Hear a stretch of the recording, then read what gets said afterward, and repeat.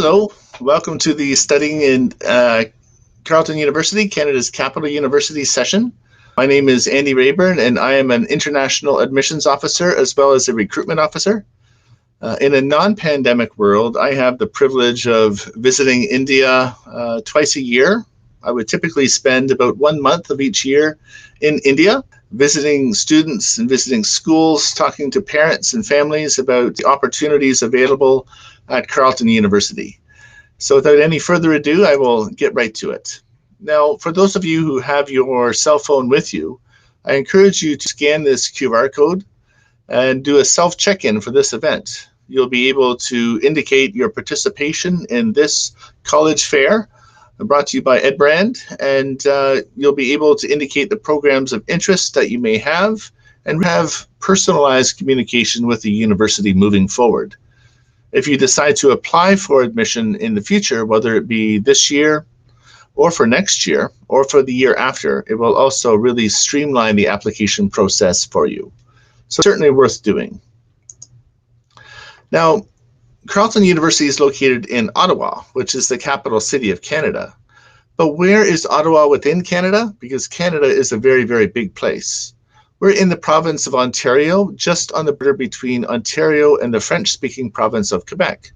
So we're nestled just between Toronto and Montreal. We're about a 5-hour drive away from Toronto and about a 2-hour drive away from Montreal. Now, Canada is a very, very big place. It's a huge country. In fact, it's so big that India can fit inside Canada 3 times. That really gives you a sense of the scale of Canada. As you can see, and I'm sure this map is familiar to you, much of Canada is up in the Arctic, but that's not where our cities are. So sometimes people have this perception of Canada as being a cold place. It's actually not. It's not all the time. We do have a winter in Canada, but even that winter will depend upon where you are within Canada. If you're on the far west coast, you probably won't see any snow at all. And you also won't have any extreme heat. If you're on the east coast, you'll get some snow and heat, but not much. In Ottawa, the capital city of Canada, you're going to experience 4 distinct seasons. A winter, where you'll experience snow and ice, and the weather will be typically below 0 for about 2.5 months of the year. And then you'll also experience summer, which can be extraordinarily hot.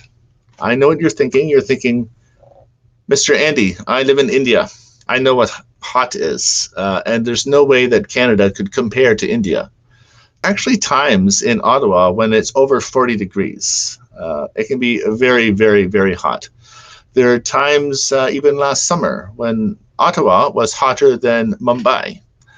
It's not consistently like that, but there are times when it does to be very, very, very hot. So that might break some of your assumptions or ideas of what Canada is like. Here in this image, you see a picture of our campus. It's a very beautiful campus, and everything you see here is connected by a network of heated underground tunnels, which is really convenient for students that are living in a residence area right here, because they can go to all of their classes using our tunnel system during the wintertime, or in the summertime as well if they wish. But I think if there's no snow on the ground, you're going to want to be outside. So I'll see students in the tunnels in February. If there's a snowstorm outside, I'll see students wearing flip-flops and shorts and t-shirts going to their class in comfort instead of wearing their winter boots to their 3-hour lecture. So that's a very unique feature to Carleton University, and it's something you won't find at most universities anywhere in the world, at least in my experience. You can tell from these images of campus that we're quite close to downtown. We're about a 15-20 minute bicycle ride from the campus all the way downtown. We also have a light rail train system, LRT, which allows students to hop on the train right at this station right there outside of our residence halls, and you can be downtown near our Parliament buildings in a matter of just 7 or 8 minutes. Or you could be living off campus quite a ways away and still accessing the campus very quickly and easily using the train system. You can tell from this image that it's likely an early summer photograph because the leaves are starting to change color and it's progressing from summertime heat to the winter cold. So this is likely early September, I would say, based upon the leaves changing color. As you can see here, there's not a snowflake in sight. Now, Carleton is an English-speaking university. You don't need to speak French to study at Carleton, but if you do want to practice, Quebec is not very far away, maybe a 30-minute bicycle ride. And you can see Quebec in the top of this photograph here. Ottawa is also a city of about 1 million people. So it's, as a capital city, it's smaller than, of course, many or pretty much all Indian cities, but you'll still find all the resources you would find in any major city here in Ottawa. Now, Carleton University, we have about 31,000 students studying with us, and they're coming from all over the world. About 15% of our students are international students, so they're on a study permit. And they're studying in a wide range of different programs. Here you see all the different undergraduate degree programs that we offer at Carleton. Many of these degrees are also available at the graduate level, or we may call PG, Master's and PhD. But if you want to enter Carleton as an undergraduate program, this session is the right one for you.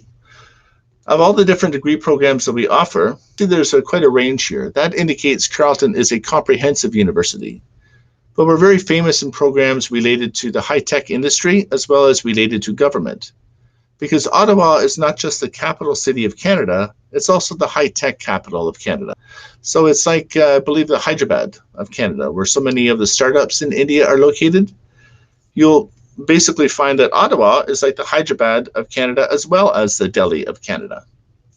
And so because of that, we have a lot of strength in programs related to the high-tech industry, whether it be information technology or computer science or engineering or industrial design. All of these programs also have the co-op option within them, all of these high-tech programs.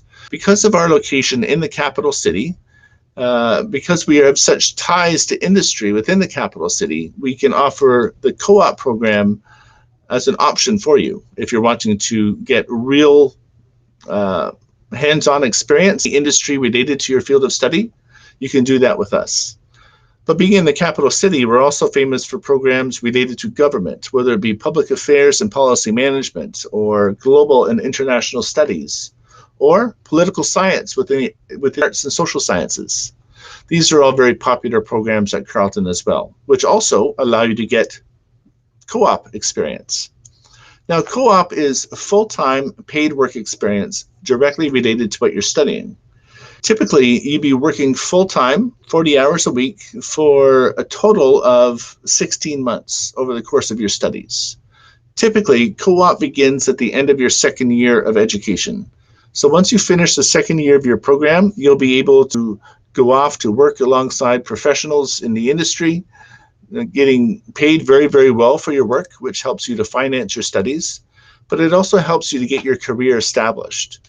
Here you can see just some of the companies that have headquarters, or at least the Canadian headquarters. IBM Canada is based here in Ottawa. Many of these companies are based here in Ottawa, and they hire our co-op students. The application process is quite straightforward. If you're looking at applying to Carleton University, you could apply through the Ontario University's Application Centre, or you could apply directly through our website, 360.carleton.ca.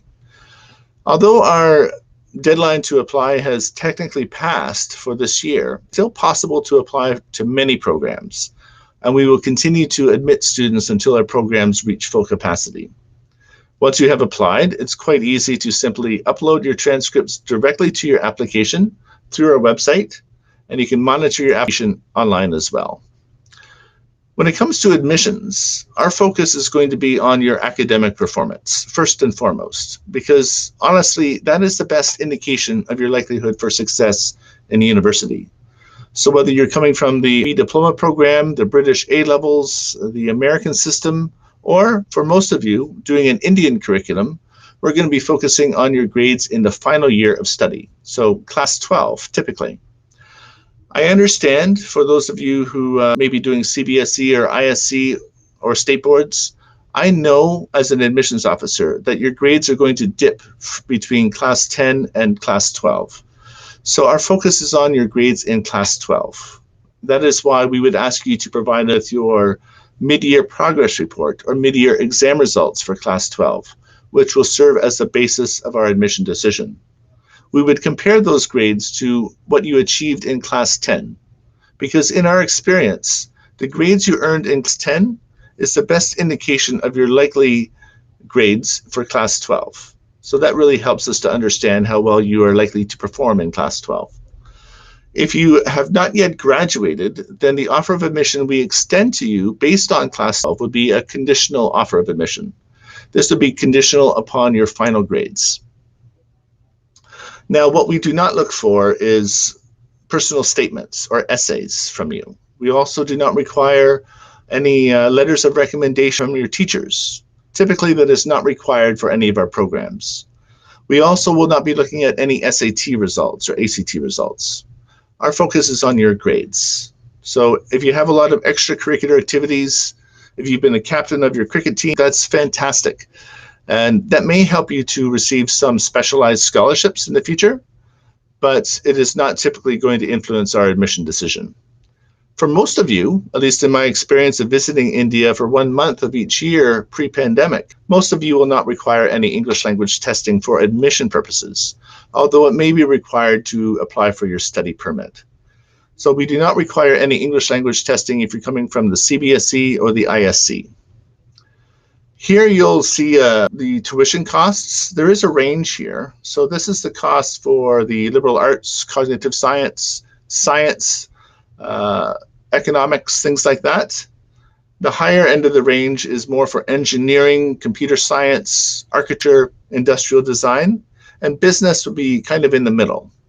So to give you a sense of the conversion to the rupee, 28,000 Canadian dollars is like 14 lakhs, to give you a sense of it. And of course, that's just your tuition. That's also assuming no scholarship either. So we would automatically consider you for an entrance scholarship based on what you see here. The grade conversion is based upon the Canadian system, but to give you a sense of comparison, an 80 is equivalent to a 71 in the CBSE or state boards, or equivalent to a 28 in the IB. We would also automatically consider you for a place to live in residence if you wish to live in residence. So that is a very comprehensive and quick overview of Carleton University. It looks like I've just managed to squeeze in under the time here.